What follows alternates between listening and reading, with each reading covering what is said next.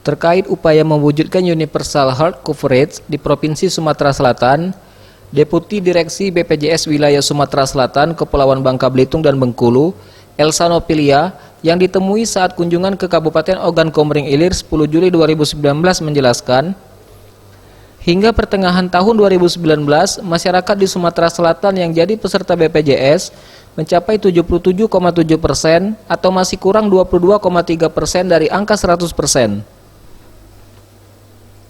Meski belum mencapai angka 100%, pihaknya optimis di tahun 2019 ini, jumlah kepesertaan masyarakat untuk ikut dalam program JKN KIS dapat meningkat minimal mencapai 90%, mengingat telah banyak kemudahan yang diberikan untuk mendaftar, seperti melalui telepon ataupun melalui kader BPJS yang ada di wilayah masing-masing.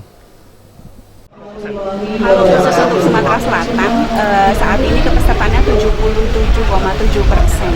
Memang masih ada sekitar 22,3% lagi masyarakat yang belum tercover dengan program JKN.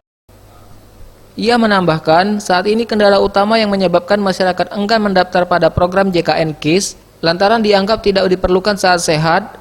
Oleh sebab itu, pihaknya akan terus melakukan edukasi kepada masyarakat tentang pentingnya mempunyai kartu jaminan kesehatan di saat warga itu sehat maupun sedang sakit. Tim Liputan, Sriwijaya TV.